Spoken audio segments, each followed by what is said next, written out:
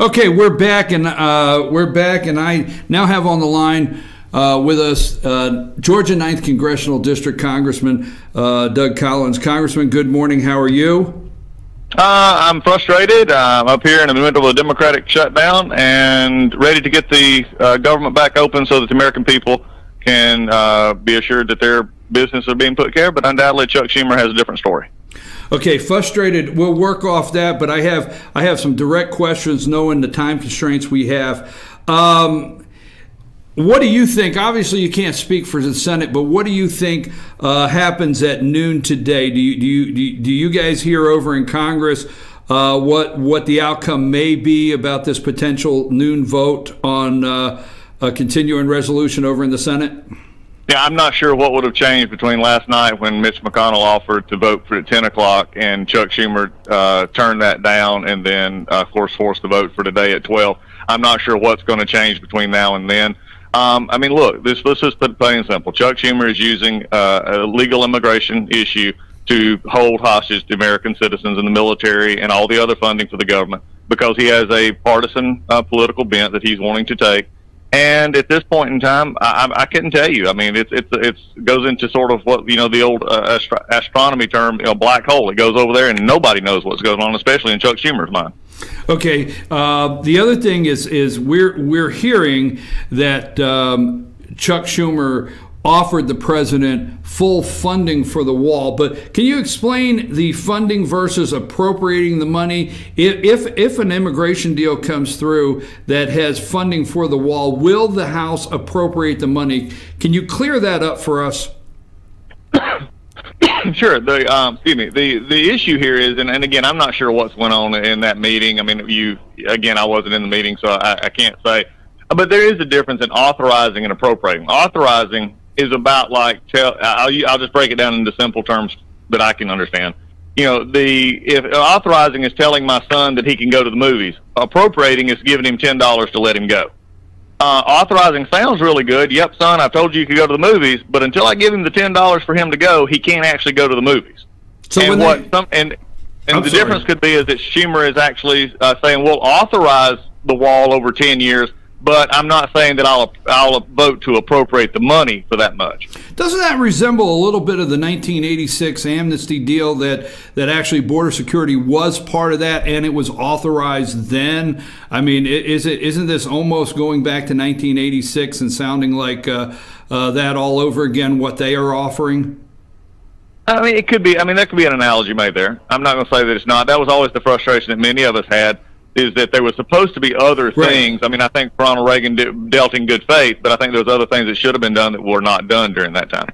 I agree. Okay, where do you stand, Congressman, on DACA and what kind of immigration plan do you have to see? Does Doug Collins have to see that you will support?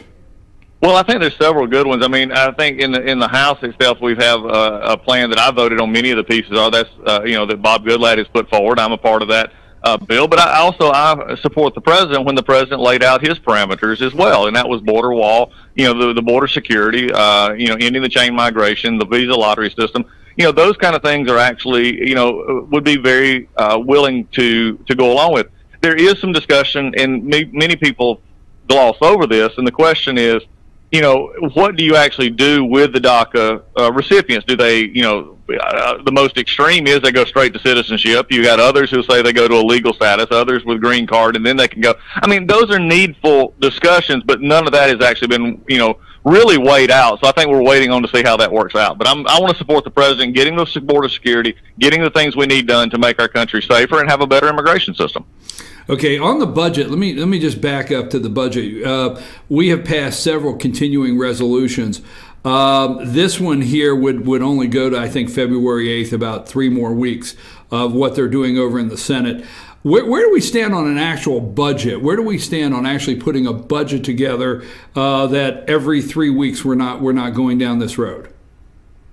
Well, I think the real issue here is that the unfortunate part is that the same issue dealing with opening the government is also the same issue that's holding us from getting a 2-year budget cap deal that the president's been asking for and others. And that's because Nancy Pelosi and Chuck Schumer and the others have been wanting to two things. They've been wanting to solve in their mind, the DACA issue first, but they're also wanting to take the discrepancy between defense discretionary spending and non-defense discretionary spending, and instead of just removing the caps and allowing the new totals to come on, they want the non-discretionary defense spending to equal defense spending. So in other words, they want to hold the budget numbers hostage on military spending, which we need desperately. They want to bring up all the other spending to equal level, back to a parity situation, what they call it, with non-defense and defense spending. So that's where we're at right now. We're very close. Undoubtedly, the numbers are very close,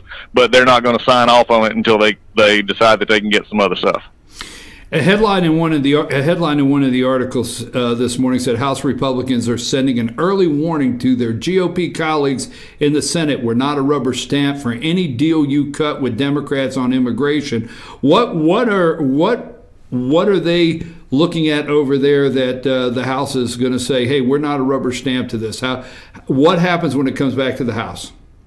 Well, I think you saw a little bit of it maybe last week in some of the discussions. Again, and without, again, one of the things that I really would encourage many members on both sides of the aisle up here to do is to say what they never would do.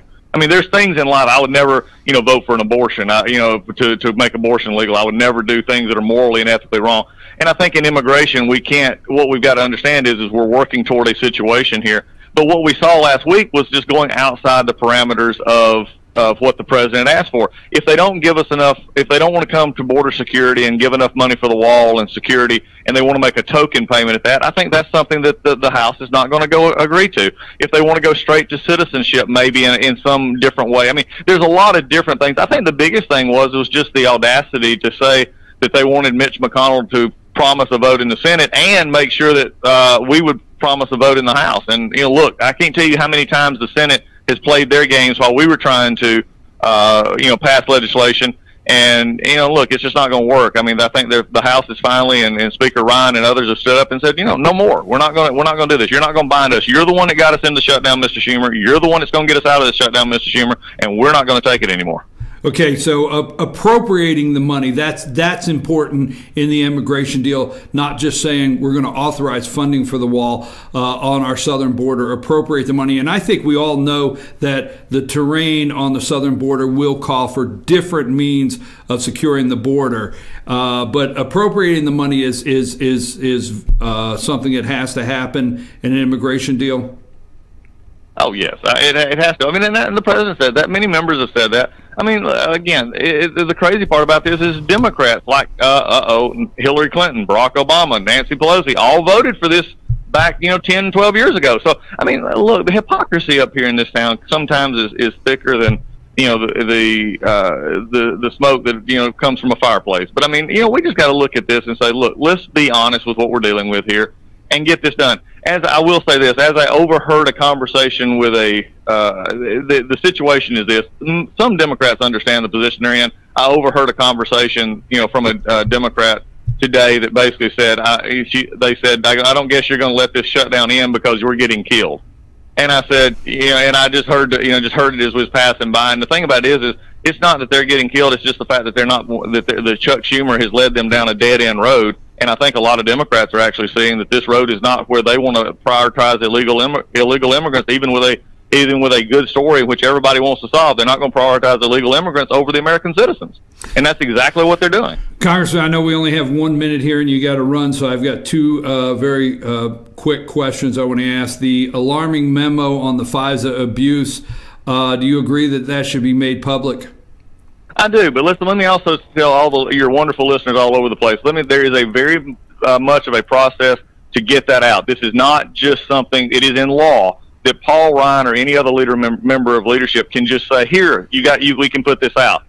In fact, it does a disservice for when members sign a letter saying to leadership, let this thing go. There is a very precise formula in how this can be released, and the chairman of the the House Intelligence Committee is following that procedure. I'm in support of it being released, but we do have a procedure that is in place. It's not just a willy-nilly decision from the House Speaker, and it's really doing a disservice to the American people to think that that is the process in which we do it.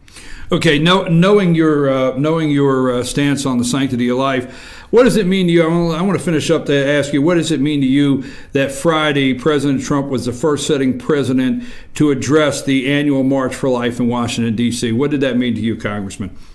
Oh, it meant that he is committed to life like I am, and it was really interesting because I was actually at the White House during that time as well, meeting with Jared Kushner on some other issues that we're working on, and to feel the excitement at the White House, and to know that he was speaking and driving, through, and I had been talking to marchers before, and just to see their excitement about it, it was special. I mean, because those of us who are committed to life, to realize that you have that kind of a backup at the White House was very special. Well, those stories are the kind of things that get hidden underneath shutdown front page theatrics. So, I agree with you. And this, like I said, there's a lot of things out there that need to be discussed, Brian. I mean, this is serious business. I believe the president's wanting to do serious business. We're wanting to do serious business. And sometimes, I have no problem coming together and finding the best deal. Some people agree, some people disagree. But this kind of tactic that Chuck Schumer's using today, and I'm going to even, go back and say, I heard somebody, called in and said basically, oh, this is the same as the Republicans did a few years ago. No, it's not. What we wanted was Obamacare shutdown, which actually was in the budget, which actually, affected budgetary items. We were saying we don't want to pay for this. And, look, they disagreed. It led to a shutdown. You can say that was good or bad or indifferent. But on this one, it is very clear. Chuck Schumer is shutting down the federal government because he and the Democratic Party in Georgia, in the 9th District, and everywhere else, the Democratic Party is saying we prioritize illegal immigrants over the American citizens and our military. Well, I think that's pretty clear for people to pay attention. Congressman, I know you have a busy day, very busy day, and I hope the frustration alleviates very soon. I'm hoping so. Well, you're just in Washington, D.C., so I don't know when that ends. Congressman, we thank you. We thank you very much, and we appreciate you for always coming on and speaking with our viewers. Thank you, sir. Have a great day. Thanks, Brian. Take care. Have a good one. Bye-bye.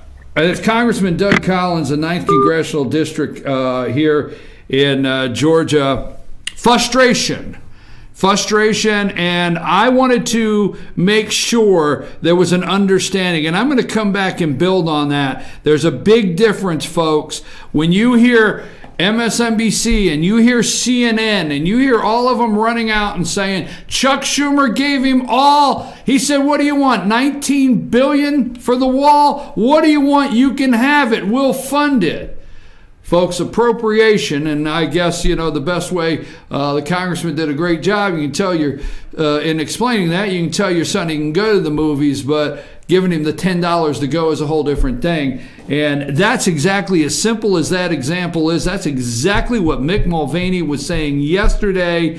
They are out there, he didn't say lying, my words, lying to the American people that they're prepared to fund the wall, but they're not prepared to appropriate the money. Big difference. I'm your host, BKP. We'll be back right after this break, and we're going to break all this down for you.